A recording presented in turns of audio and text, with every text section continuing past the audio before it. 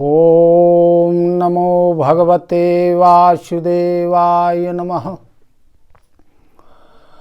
गजाननं भूतगणाधिसेवितं कपित्थजम्बूफलचारुभक्षणम् उमासुतं शोकविनाशकारकं नमामि विघ्नेश्वर पादपङ्कजम्। गुरुर्ब्रह्मा गुरुर्विष्णु गुरुर्देवो महेश्वरा गुरु साक्षात् परब्रह्म तस्मै श्री गुरवे नमः। रामाय रामभद्राय रामचन्द्राय वेधिसे रघुनाथाय नाथाय सीताया पते नमः। कृष्णाय वासुदेवाय हरे परमात्मने प्रणतिक्लेशनाशाय गोविन्दाय नमो नमः। ओम नमो भगवते वासुदेवाय नमः। प्रिय भगवत कथा रस के रसिकजन, इसके पहले हमने श्रीमद् भागवत महापुराण के प्रथम स्कंध के प्रथम अध्याय की कथा का श्रवण किया, जिसमें शौनकादि ऋषियों ने सूत जी से प्रश्न किए भगवान की लीला कथा सुनाने के लिए। आज हम श्रीमद् भागवत महापुराण के द्वितीय अध्याय की कथा का श्रवण करेंगे, जिसमें व्यास जी ने लिखा है श्रीमद् भागवत कथा एवं भगवत भक्तों के महात्म को। व्यास जी लिखते हैं, कहते हैं,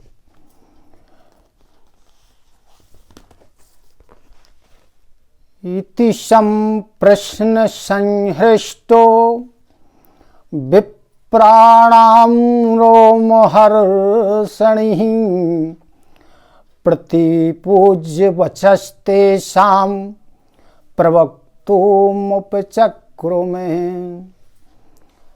जब शौनकादि ऋषियों के प्रश्नों को सुना, तब रोमहर्षण के पुत्र उग्रश्रवा जी को बड़ा आनंद हुआ, बड़े हर्षित हुए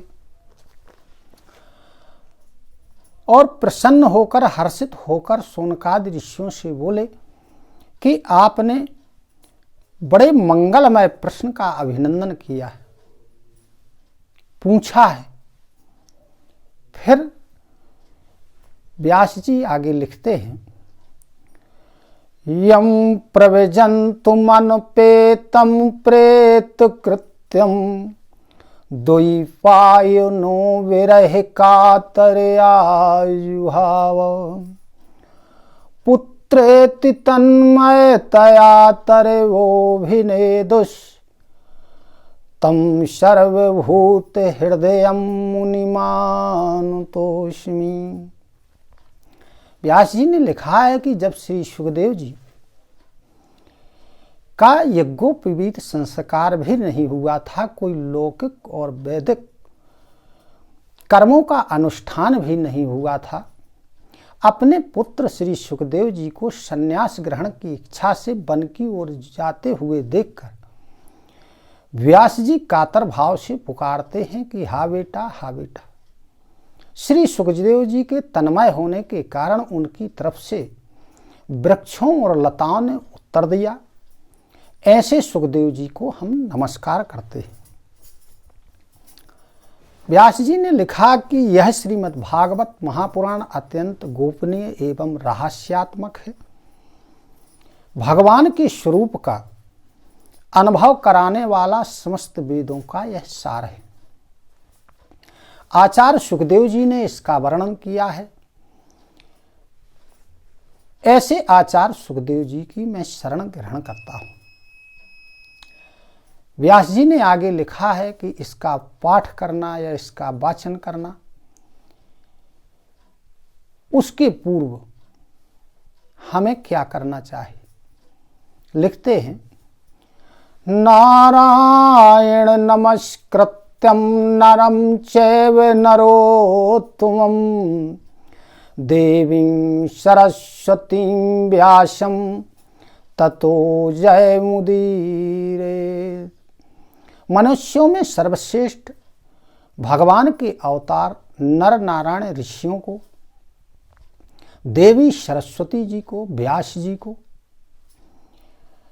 नमस्कार करने के बाद इस संसार और अंतःकरण के समस्त विकारों पर विजय प्राप्त करने वाले श्रीमद् भागवत महापुराण का पाठ करना चाहिए, उसका वाचन करना चाहिए। सूत जी कहते हैं कि शौनकादि ऋषियों, आपने विश्व के कल्याण के लिए बड़ा सुंदर प्रश्न किया। मनुष्यों के लिए सर्वश्रेष्ठ धर्म वही है जिसके द्वारा भगवान श्री कृष्ण में निष्काम भक्ति पैदा हो और वह निरंतर बनी रहे। ऐसी भक्ति से परमात्मा की उपलब्धि करके मनुष्य कृतकृत्य हो जाता है।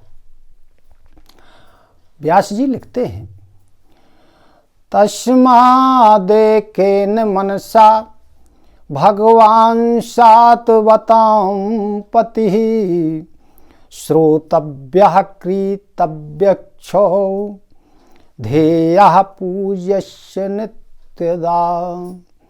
इसलिए मनुष्य को एकाग्र चित्त से भक्त वत्सल भगवान का नित्य निरंतर श्रवण कीर्तन ध्यान मनन और चिंतन तथा आराधना करते रहना चाहिए। मनुष्य अपने अपने वर्ण और अपने अपने धर्म के अनुसार जो धार्मिक कर्म करते हैं उसी के द्वारा श्री हरि प्रसन्न होते हैं। उनकी प्रसन्नता का वही एक कारण होता है। सूत जी कहते हैं कि हे शौनकादि ऋषियों, भगवान की कथा में रुचि कब पैदा होती है, कैसे पैदा होती है, यह मैं तुम्हें सुनाता हूं। शुश्रूषो श्रद्धा नश्यो वासुदेव कथा रुचि श्यान्महत् सेवया विप्रः पुण्य तीर्थ निषेवणात्। पहले पवित्र तीर्थों का सेवन करे, उसके बाद सत्पुरुषों की सेवा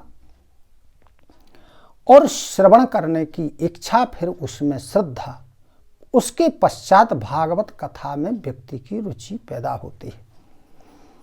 भगवान की कथा का श्रवण और कीर्तन दोनों व्यक्ति को पवित्र करने वाले हैं। जब श्रीमद् भागवत एवं भगवत भक्तों का नित्य निरंतर सेवन किया जाता है, तब व्यक्ति की जो अशुभ वासनाएं होती हैं वे सब नष्ट हो जाती हैं तथा भगवान के प्रति स्थायी प्रेम की प्राप्ति होती है। हृदय में आत्मस्वरूप भगवान का साक्षात्कार होने के कारण हृदय की जो ग्रंथि होती है वो टूट जाती है, जिसके द्वारा सारे संदेह व्यक्ति के नष्ट हो जाते हैं और जो कर्म का बंधन होता है वह क्षीण हो जाता है। व्यक्ति कर्म बंधन से मुक्त हो जाता है। इसीलिए जो बुद्धिमान लोग होते हैं वो नित्य निरंतर बड़े आनंद से भगवान के प्रति प्रेम भक्ति किया करते हैं। आगे कहते हैं, व्यास जी ने लिखा, भेजिरे मुनियोथाग्रे भगवन्तं मधोक्षजम् सत्यं विशुद्धं क्षेमायो कल्पन्ते ये नुतान्यो। प्राचीन युग में जो महात्मा लोग होते थे अपने कल्याण के लिए विशुद्ध सत्यमय भगवान विष्णु की आराधना किया करते थे। क्यों? लिखते हैं व्यास जी, वासुदेव परा वेदा वासुदेव परा मखा वासुदेव परा योगा वासुदेव परा क्रिया। वेदों का जो तात्पर्य है वो श्री कृष्ण में ही है। जो यज्ञ किए जाते हैं वो श्री कृष्ण के लिए ही किए जाते हैं। योग भी जो होता है वह श्री कृष्ण के लिए ही होता है। और समस्त कर्मों की जो परिसमाप्ति होती है वो श्री कृष्ण में भी होती है। व्यक्ति के जो जप तप धार्मिक कृत सब होते हैं वो श्री हरि के लिए ही होते हैं। ज्ञान तपस्या धार्मिक अनुष्ठान जब श्री कृष्ण की प्रसन्नता के लिए ही सब किए जाते हैं। साये वेदम ससर्जाग्रे भगवानात्म माया सदसद्रूपया चाशौ गुणमय्या गुणो विभो। यद्यपि भगवान श्री कृष्ण प्रकृति और उसके गुणों से परे हैं, अतीत हैं, फिर भी अपनी गुणमयी माया से प्रपंच की दृष्टि से और तत्व की दृष्टि से वो नहीं है। वस्तुतः अग्नि एक ही होती है, परंतु जब वह अनेक प्रकार की लकड़ियों में प्रज्वलित होती है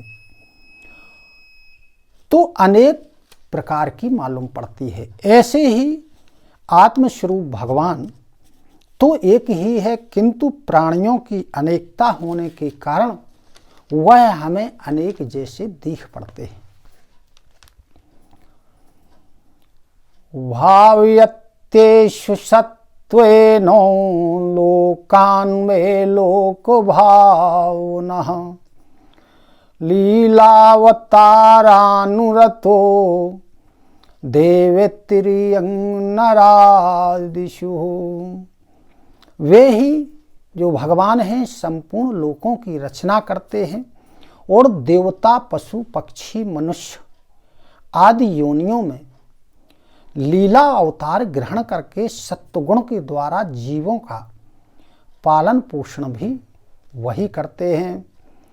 ओम इति श्रीमद्भागवते महापुराणे पारमहंसायां संहितायां प्रथम स्कंधे नैमिषयोपाख्याने द्वितीयो अध्यायः। बोलो श्री वृंदावन बिहारी लाल की जय। ओम नमो भगवते वासुदेवाय। ओम नमो नारायणाय। हरि ओम तत्सत्। हरि ओम तत्सत्। हरि ओम तत्सत्।